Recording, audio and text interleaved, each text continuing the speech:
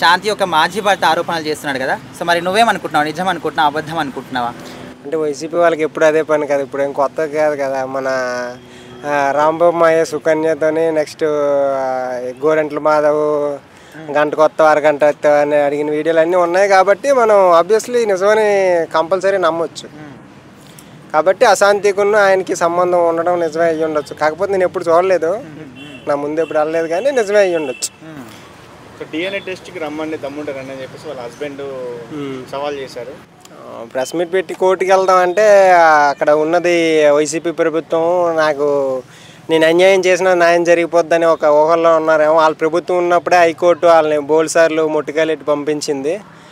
వెళ్తే ఆయన పరువు ఆయనకే పోతుంది.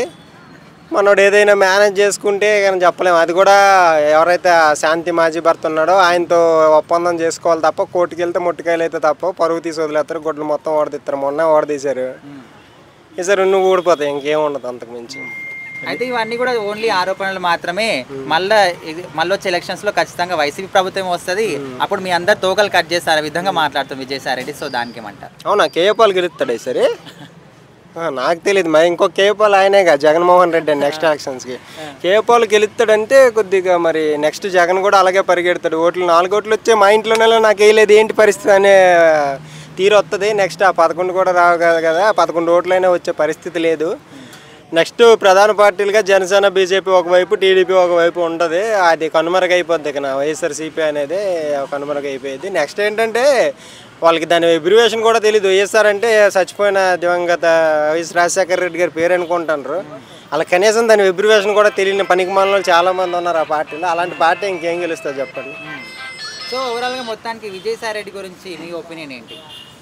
విజయసాయి రెడ్డి గురించి మనోడు బెట్టింగ్ యాప్లు గట్ట దని తిని పెట్టడం, నాకు యాప్ ఉంది, అలాంటి యాప్లు గట్ట నడపడం, మనోడు ప్రైవేట్ థర్డ్ పార్టీ యాప్లు నడిపి డబ్బులు దొబ్బేయడం, వైజాగ్లో భూములు దొబ్బేయడం, ఇలా మనోడు చాలా అక్రమాలకు పాల్పడ్డాడు. ప్రభుత్వం కొంచెం ఇంకా మనోడి మీద కొద్దిగా కేరింగ్ తీసుకొని లోపలేసి జగన్మోహన్ ఆయన్ని ఎత్తి చాలా బాగుంటుందని నా ఒపీనియన్. అప్పుడే బుద్ధి వస్తుంది. లేకపోతే ఇంకా మేము తోపులు అనే ఒక భ్రమలో ఉంటారు. అది భ్రమే, కాకపోతే పిచ్చోళ్ళు కాబట్టి తెలుసుకోలేరు. కొద్దిగా ఎర్రగడ్డలో జాయిన్ చేయాల్సి వస్తుంది నాకు తెలిసి. ఇంకా అంతకన్నా మంచి హాస్పిటల్ ఉంటే అక్కడికి వెళ్ళడం మంచిది. సాయి రెడ్డి గారు కొత్త ఛానల్ పెడుతున్నారట. మరి అయ్యో బాబు, క్రోమ్ని అక్కడ ఎట్టొద్దని చెప్పండి, ఎవరు చూస్తాడు? క్రోమ్లో వచ్చేవన్నీ చేయడానికి అక్కడ ఎందుకండి? నిజంగా యూట్యూబ్ ఓపెన్ చేసి మొత్తం ఇదే నడుస్తుంది. నిజంగా మీడియా వాళ్ళకి అసలు అక్రమ సంబంధం అంటే చాలా ఇంట్రెస్ట్ ఉన్నట్టుంది. నిజంగా దాని మీదనే ఫోకస్ చేస్తుంది. ఎందుకంటే చాలామంది చాలా ఇష్యూలు అవుతున్నాయి, లైక్ చిన్న చిన్న కేసుల మీద ఫోకస్ చేస్తలేరు, ప్రజాస్వామ్యం ఫోకస్ చేస్తారు. విజయసాయి రెడ్డి మీదనే ఫోకస్ చేస్తారు, అంటే తన అక్రమ సంబంధం గురించి ఫోకస్ చేసి మాట్లాడతారు. సో నిజంగా నేను చూశాను, వాళ్ళ హస్బెండ్ ఎవరు మాజీ హస్బెండ్ ఏమన్నాడంటే, తను డిఎన్ఏ ఈ పిల్ల అయితే నా పిల్ల కాదు, దమ్ముంటే డిఎన్ఏ టెస్ట్కి రా అన్నాడు. నేను డిఎన్ఏ టెస్ట్కి వెళ్ళకుండా నేను దేవుడి మీద ఒట్టు ఆయన ఒట్టు అంటే కొద్దిగా ఎక్కడో డౌట్ కొడుతుంది, ఎక్కడో కొడుతుంది గజాల అన్నట్టు డౌట్ వస్తుంది. ఎందుకంటే చూస్తాం కదా తన మాట తిరిగి కానీ ముందు తన ఉన్నప్పుడు తన ప్రతిదీ కూడా కొద్దిగా ఇన్రెస్పెక్ట్గా అనిపించింది.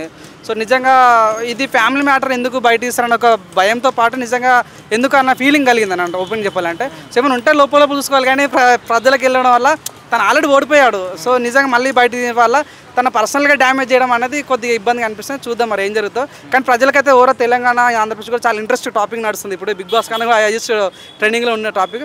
చూద్దాం మరి ఏం జరుగుతుంది. నేను కూడా వెహికల్ నేను ఏం చెప్తాం అయ్యా నిజంగా. సో మేబీ చూద్దాం. మరి డిఎన్ఏ టెస్ట్ సిద్ధమన్నాడు కదా, తను వెళ్తే బాగుండు అనిపిస్తుంది అంతే. అంటే ఇది ఒప్పుకోట్లేదు కదా విజయసాయి రెడ్డి. ఇక ఎవరో సార్ భయ్యా, నువ్వు వెళ్తావు భయ్యా.